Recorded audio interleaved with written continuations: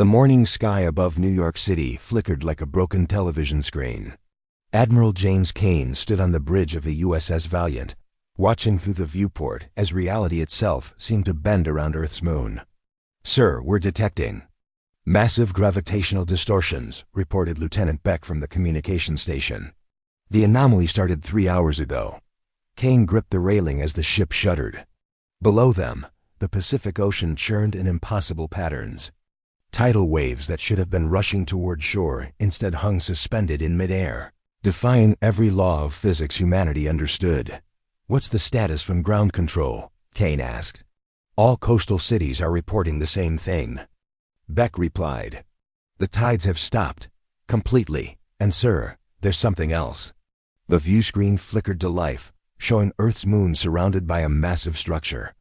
It looked like a web of crystalline threads, each one pulsing with an otherworldly blue light. The alien construction dwarfed the moon itself, stretching across thousands of miles of space. "My God," Kane whispered. A new voice cut through the bridge's tense silence. "Admiral, this is Dr. Mills from the Lunar Observatory. We're tracking the energy signature. Whatever they're doing up there, it's preparing to move our moon." Kane activated the ship-wide communication system. "This is Admiral Kane to all vessels. We are witnessing what appears to be an act of war against Earth.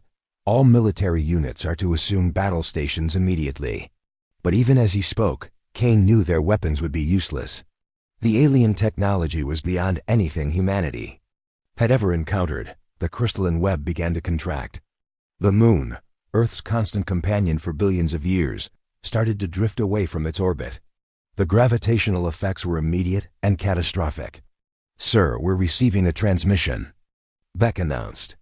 "It's coming from the alien structure. Put it through." The view screen filled with the image of a towering creature. Its skin appeared to be made of living metal, and its eyes glowed with the same blue light as their technology. When it spoke, its voice resonated with harmonic frequencies that made every human on the bridge feel physically ill. "Primitive inhabitants of the third planet," the alien said. "We are the collectors. Your moon has been selected for the Great Convergence. Do not interfere, and your species will be permitted to continue existing." The transmission ended abruptly. Kane felt a burning rage building in his chest. Throughout human history, his species had faced extinction, war, and natural disasters. They had survived ice ages, plagues, and their own worst impulses. But they had never faced an enemy that could simply steal the moon. "Sir, what are your orders?" Beck asked. Kane looked around the bridge at his crew. Each face showed the same mixture of fear and determination that had carried humanity through every crisis in their bloody history. Every great journey starts with a few brave explorers. Sci-fi stellar conflict is just beginning, and your support means everything.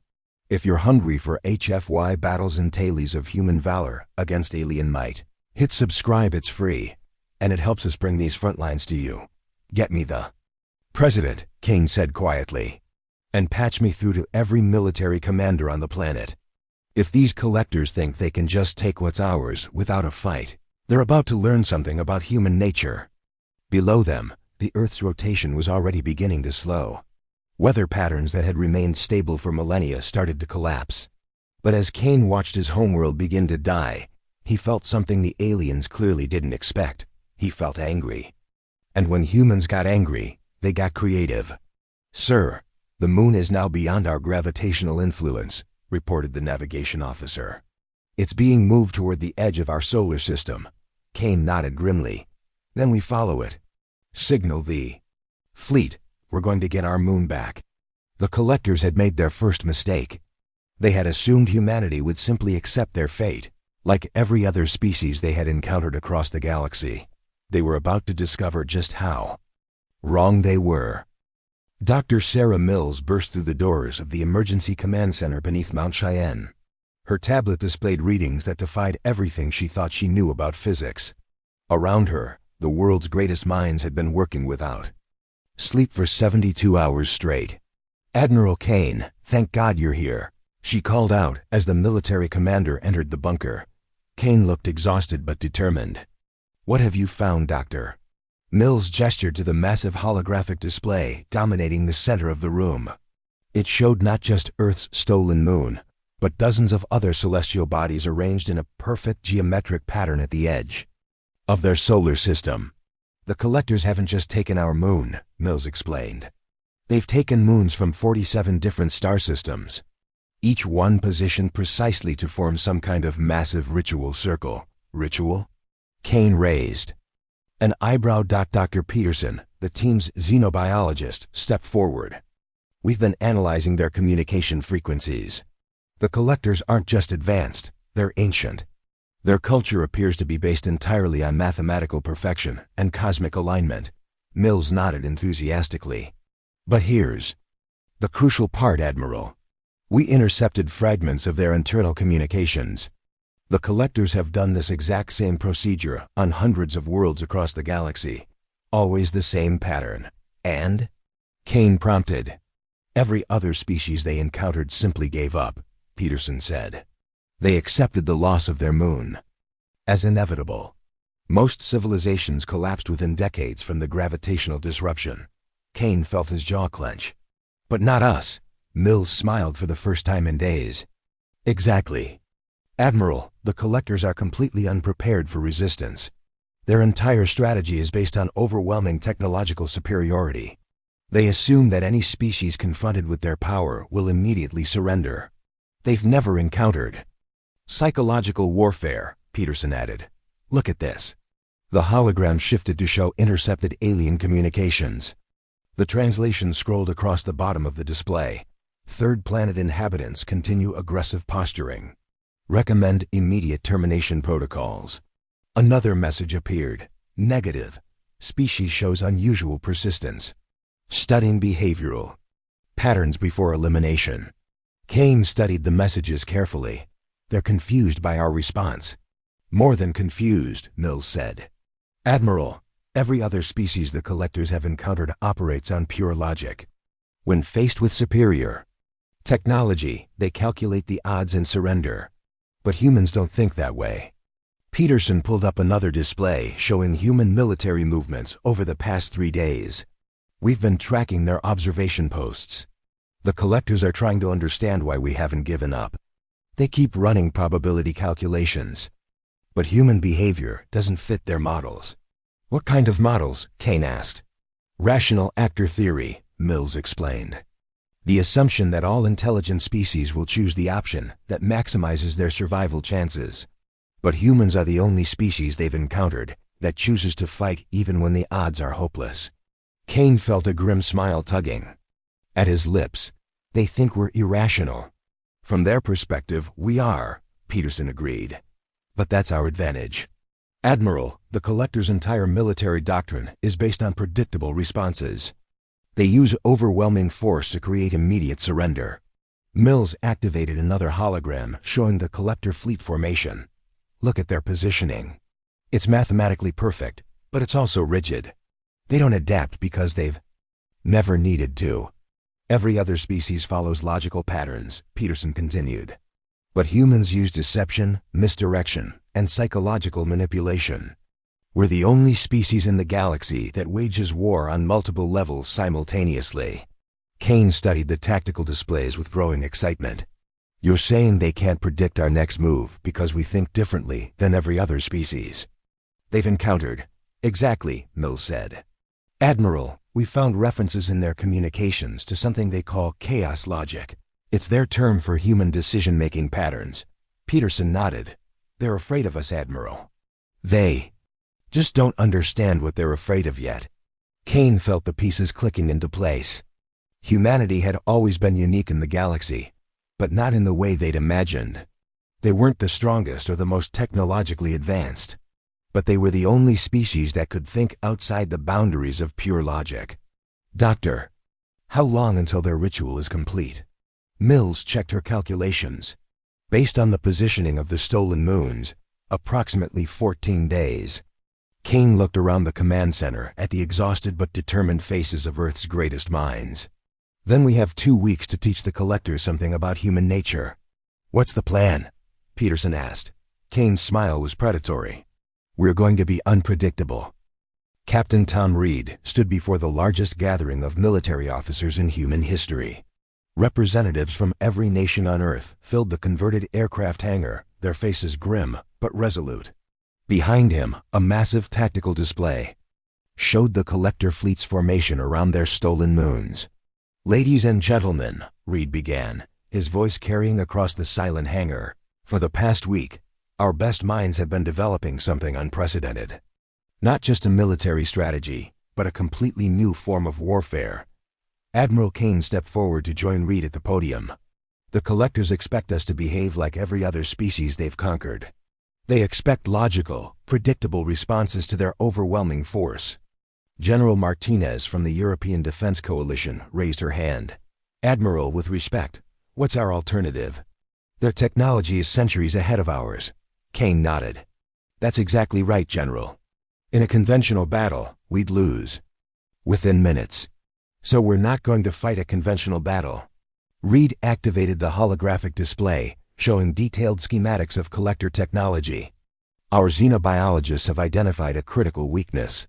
The collectors operate through collective consciousness.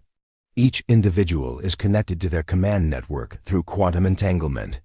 Which means," Kane continued, "they share thoughts, emotions, and sensory input across their entire fleet instantaneously."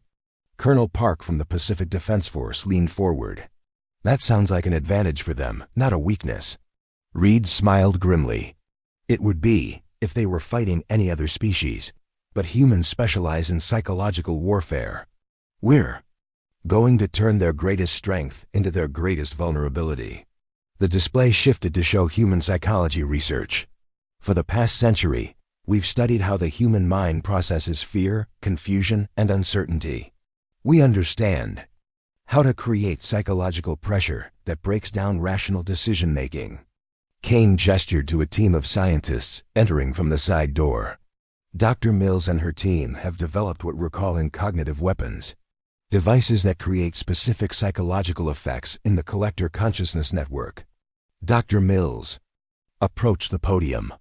"The collectors' minds are designed for mathematical perfection and logical processing.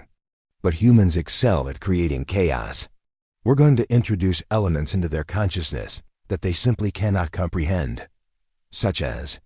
General Martinez asked. Mills activated a new display showing wave patterns. "Humor, for one. The concept of finding amusement in tragedy is completely alien to them. We've developed sonic weapons that broadcast human comedy routines directly into their neural networks." Reed nodded. "We've also weaponized human creativity. The collectors think in straight lines, but human imagination creates infinite possibilities simultaneously. We're going to overload their decision-making processes." Colonel Park stood up. "This is insane. You're talking about using jokes and imagination as weapons against an advanced alien fleet." Kane's expression grew deadly serious. "Colonel, 3 weeks ago, if someone had told you aliens would steal our moon, you'd have called that insane too. But here we are. The beauty of this approach," Mills continued, "is that it plays to humanity's greatest strengths. We're not trying to out-technology the collectors. We're going to outthink them." Reed activated tactical displays showing strike team formations. "Every unit will carry cognitive disruptors alongside conventional weapons. But the real weapon is you. Each of you has spent your entire life thinking in ways that the collectors cannot predict or counter. Our strike teams will use guerrilla tactics, misdirection, and psychological manipulation," Kane added. "We'll make them afraid to trust their own perceptions." General Martinez shook her head. "And if this psychological warfare doesn't work?"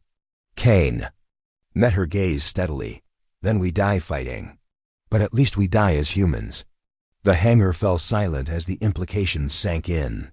They were about to attempt something that had never been tried in galactic history, defeating a superior force through pure human ingenuity. Reed broke the silence. "The collectors have conquered hundreds of worlds using the same tactics, but they've never faced an enemy that could make them doubt their own reality. We have 9 days until their ritual completes," Kane announced. "In that time we're going to teach an ancient alien empire why humans are the most dangerous species in the galaxy." Mills stepped forward one final time. Remember, the collectors think they understand warfare. They've studied every military strategy used by every conquered species, but they've never studied human psychology. They're about to get their first lesson, Kane said grimly. As the officers began to disperse to their units, Reed felt a familiar surge of adrenaline. Throughout human history, his species had faced impossible odds and found ways to survive. This time would be no different. The collectors had made a critical error. They had given humanity time to think. And when humans had time to think, they became truly dangerous. The darkness of space erupted into chaos as humanity's fleet emerged from behind Jupiter's moon Europa. Captain Reed's strike team had spent 6 days in complete radio silence, using gravitational slingshots and cold running to approach the collector formation undetected. "All units, this is Reed," he whispered into his comm as their stealth ships drifted toward the massive alien constructs. "Remember, we're not trying to destroy their fleet, we're trying to break their minds." The collector mothership loomed ahead like a crystalline mountain floating in space. Around it, dozens of stolen moons hung in perfect geometric formation, each one pulsing with the same blue energy that had torn Earth's moon from its orbit. "Cognitive disruptors are active," reported Sergeant Lopez from the weapons station. "Broadcasting on all frequencies."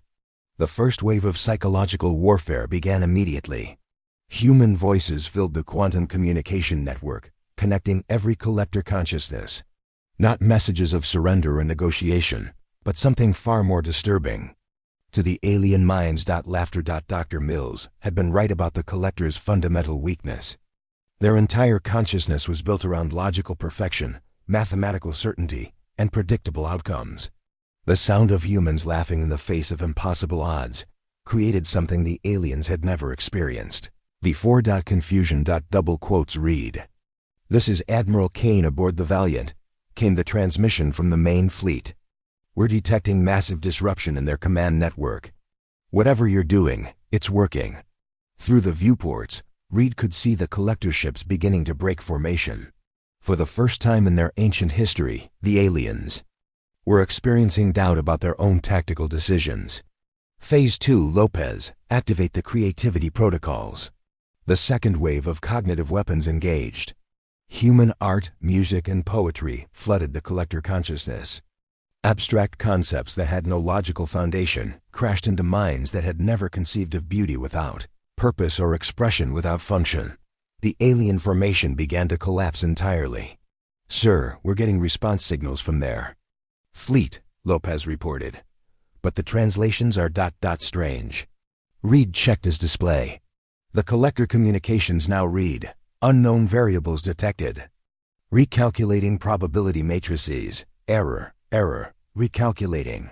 "They can't process what we're doing to them," Reed realized.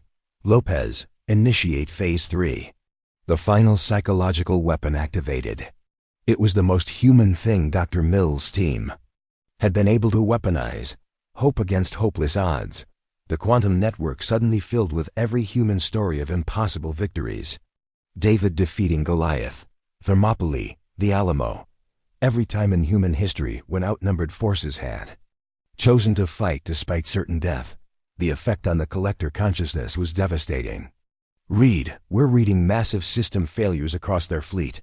Kane's voice crackled through the comm. "Their ships are beginning to power down." Through the chaos, Reed could see individual collector vessels breaking away from the formation. For the first time in their species' existence, some of them were choosing to flee rather than follow mathematical certainty. "All strike teams, move to Phase 4, Reed ordered. "It's time for the rescue operation." Human ships shot through the disrupted alien formation like arrows through smoke. Their mission was no longer just psychological warfare. They were here to reclaim what had been stolen. "Target the moon containment fields," Reed commanded as his team approached Earth's stolen satellite. Dr. Mills calculated that their holding technology requires constant mental focus to maintain. The cognitive disruptors had shattered that focus completely. One by one, the stolen moons began to break free from their alien prisons. Reed watched in amazement as celestial bodies that had been trapped for decades suddenly returned to normal space, their gravitational fields restored. "Reed, this is incredible," came Dr. Mills' voice from the command ship. We're detecting liberation signals from 43 different star systems. The moons are returning to their home worlds automatically. But the collectors weren't finished. Through the chaos and confusion, their ancient pride reasserted itself. The remaining ships began to reform, their commanders forcing their consciousness network back into rigid patterns. "Sir, the mothership is powering up some kind of weapon," Lopez warned. "Energy readings are off the charts." Reed felt his heart sink. They had come so far, rescued so many worlds, but the collectors still had enough firepower to sterilize Earth's entire fleet. "All units, prepare for final assault," Reed ordered. "If we're going down, we're taking them with us." But as the alien weapon charged, something unprecedented happened. The rescued moons, now free from alien control, began to move into new positions around the collector mothership. "Reed," Kane's voice was filled with wonder, "you need to see this. The moons aren't just escaping, they're working together." The gravitational fields of dozens of liberated worlds combined into a massive tidal force that began tearing the collector formation apart. The aliens had never considered that their victims might cooperate in their own rescue. "Sir," Lopez said quietly, "I think we just started a galactic revolution." Reed smiled as he watched the most powerful empire in known space begin to crumble under the combined weight of worlds that refused to stay conquered. Humanity had just taught the galaxy a new kind of warfare. Admiral Kane stood on the bridge of the USS Valiant, watching in awe as the final collector ship fled beyond the edge of the solar system. Around him, liberated moons from dozens of worlds hung in space like a constellation of freedom, each one pulsing with the restored light of its home star. "Admiral, we're receiving transmissions from 17 different star systems," Lieutenant Beck reported, his voice filled with wonder. "They're all saying the same thing." "What's that, Lieutenant?" "Thank you." Kane felt a surge of pride that had nothing to do with military victory. Humanity had not just saved their own world, they had accidentally liberated an entire sector of the galaxy. Captain Reed's voice crackled through the communication system from his position near the reclaimed Earth moon. "Admiral, Dr. Mills has something you need to hear." The scientist's excited voice filled the bridge. "Kane, the psychological warfare worked beyond our wildest expectations. The collector consciousness network has completely collapsed. They've lost the ability to coordinate as a species." "What does that mean for us?" Kane asked. "It means," Mills continued, "that for the first time in galactic history, the collectors are experiencing individual consciousness. They're having to think for themselves instead of as a collective." General Martinez joined the communication from the lunar recovery team. "Admiral, some of the collector ships aren't fleeing. They're requesting asylum." Kane raised an eyebrow. "Asylum? The psychological weapons didn't just disrupt their network," Mills explained. "They gave individual collectors the ability to question their own orders. Some of them are choosing freedom over collective obedience." Through the viewports, Kane could see the massive collector mothership beginning to break apart, not from damage, but from internal rebellion. Individual aliens were taking control of smaller vessels and breaking away from their ancient hierarchy. "Sir," Beck interrupted, "we're receiving a priority transmission from Earth. It's the President." The main viewscreen activated, showing the exhausted but smiling face of humanity's leader. "Admiral Kane, on behalf of every person on Earth, and apparently every liberated world in this sector of the galaxy, thank you." Kane nodded solemnly. "Thank you, Madam President. But this victory belongs to everyone who refused to give up when the situation seemed hopeless." "The moon is back in stable orbit," the President continued. "Tidal patterns are already beginning to normalize. But more importantly, Admiral, we've received formal diplomatic requests from 47 different worlds." "Diplomatic requests? They want to form an alliance with us." "Apparently, humanity has become the first species in galactic history to successfully resist the collectors through non-technological means." Kane looked around the bridge at his crew. Each face showed the same mixture of exhaustion and triumph that had carried them through the impossible mission. Dr. Mills' voice cut through the moment of celebration. "Admiral, there's something else. The cognitive weapons have had an unexpected side effect on human psychology as well." "What kind of side effect?" We've proven to ourselves that human creativity and psychological warfare can defeat any enemy, no matter how technologically advanced. But more than that, we've learned that our greatest strength isn't our weapons or our intelligence. What is it then? Kane asked. Mills smiled. Our refusal to accept defeat. Every other species in the galaxy calculates odds and makes logical decisions based on probability. But humans choose hope over mathematics, courage over calculations.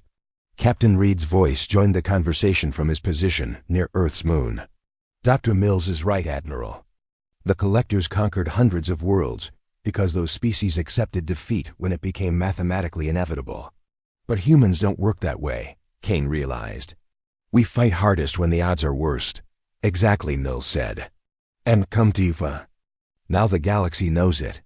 As if to punctuate her point, another transmission arrived from a distant star system.